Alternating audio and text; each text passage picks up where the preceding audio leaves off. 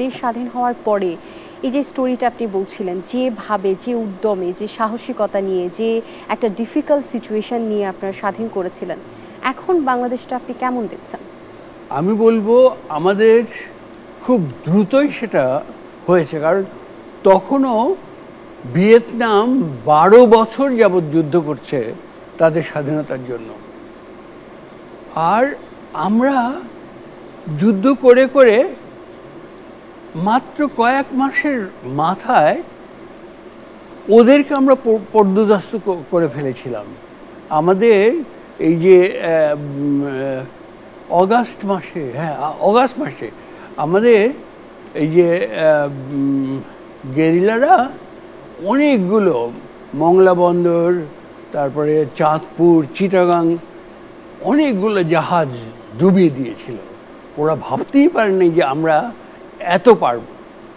তো ওদের ভিত কেঁপে গিয়েছিল। আর প্রথম ভেবেছিল যে আমাদেরকে একেবারে পতঙ্গের মতো মেরে ফেলবে, এবং প্রথম পতঙ্গের মতোই মেরে ফেলেছিল। আমাদের সঙ্গে যারা ছিল অধিকাংশকে আমরা হারিয়েছি, এবং এমনভাবে হারিয়েছি এত দুঃখের মধ্যে যে কাউকে কাউকে আমরা ঠিকমতো কবর পর্যন্ত দিতে পারিনি, মাটি চাপা দিয়ে আমাদের সরে যেতে হয়েছে। অতএব সে দুঃখ বলার না। অতএব আমরা যত দিন লাগবে ভেবেছিলাম, যত স্ট্রাগল লাগবে ভেবেছিলাম, তত দিন আমাদের যুদ্ধ করতে হয় না। মাত্র 9 মাসেই আমরা স্বাধীনতা পেয়েছি। তারপরে তো আমাদের প্রচণ্ড ভালোবাসা, আগ্রহ নিয়ে আমরা ঝাঁপিয়ে পড়লাম দেশকে এবার একেবারে চূড়ায়, বিশ্বের চূড়ায় তুলে নেব। আমি ঢাকা বেসড ছিলাম, ঢাকায় পড়াশোনা করতাম। তখন দেশ স্বাধীন হয়েছে, ঢাকা শহরে তখন এটা রাজধানী।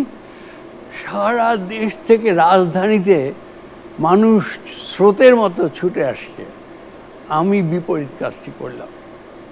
আমি ঢাকা শহর ছেড়ে আমি গ্রামে ছুটে গেলাম, কারণ আমি যদি আমার মানুষকে শিক্ষিত করতে না পারি, সুশৃঙ্খল করতে না পারি, তাদের বোধ এর জায়গাটা তৈরি করতে না পারি, তাহলে আমাদের এই সমস্ত ত্যাগ, কত মানুষ কিভাবে যে মারা গেছে সে কাহিনী বলার মতো নয়।